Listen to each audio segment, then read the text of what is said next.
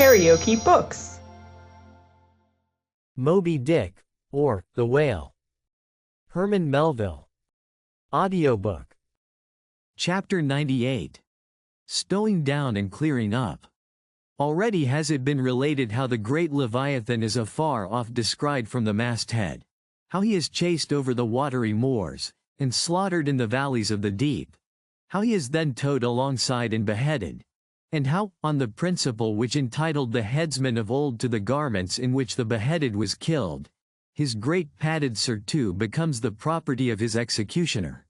How, in due time, he is condemned to the pots, and, like Shadrach, Meshach, and Abednego, his spermaceta, oil, and bone pass unscathed through the fire. But now it remains to conclude the last chapter of this part of the description by rehearsing, singing, if I may, the romantic proceeding of decanting off his oil into the casks and striking them down into the hold, where once again Leviathan returns to his native profundities, sliding along beneath the surface as before, but, alas, never more to rise and blow.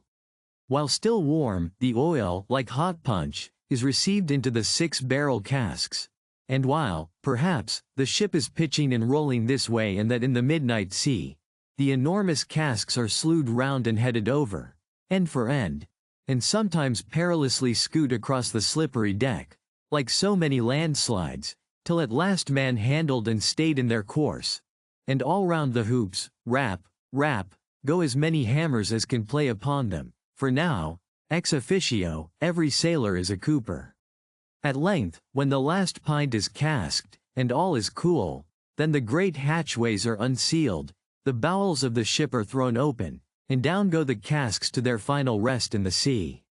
This done, the hatches are replaced, and hermetically closed, like a closet walled up. In the sperm fishery, this is perhaps one of the most remarkable incidents in all the business of whaling. One day the planks stream with freshets of blood and oil. On the sacred quarter-deck enormous masses of the whale's head are profanely piled. Great rusty casks lie about, as in a brewery yard. The smoke from the try-works has besooted all the bulwarks.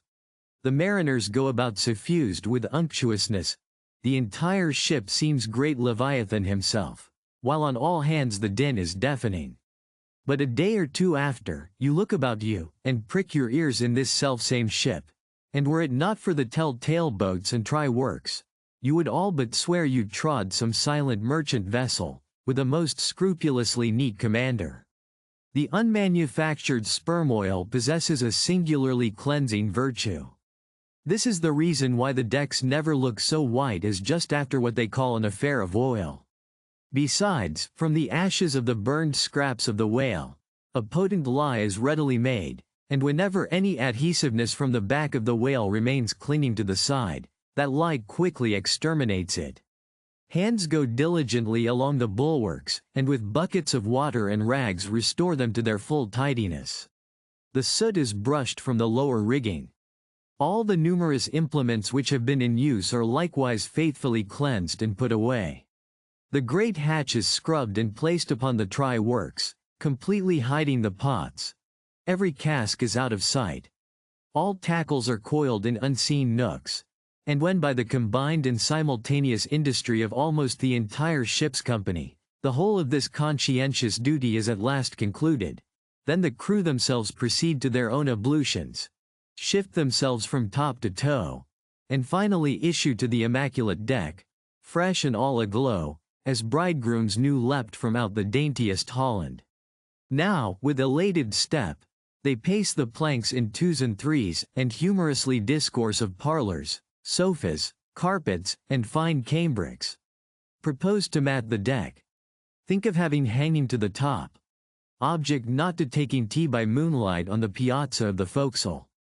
To hint to such musked mariners of oil, and bone, and blubber, were little short of audacity.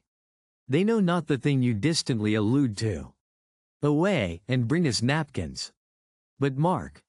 Aloft there, at the 3 mast-heads, stand 3 men intent on spying out more whales, which, if caught, infallibly will again soil the old oaken furniture, and drop at least one small grease spot somewhere.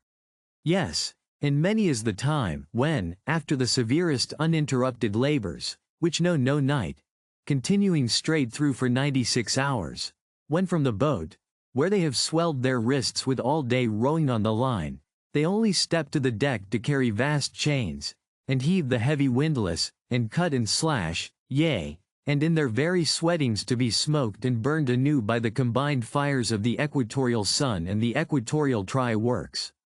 When, on the heel of all this, they have finally bestirred themselves to cleanse the ship, and make a spotless dairy room of it, many is the time the poor fellows, just buttoning the necks of their clean frocks, are startled by the cry of, "There she blows," and away they fly to fight another whale, and go through the whole weary thing again. Oh, my friends, but this is man-killing.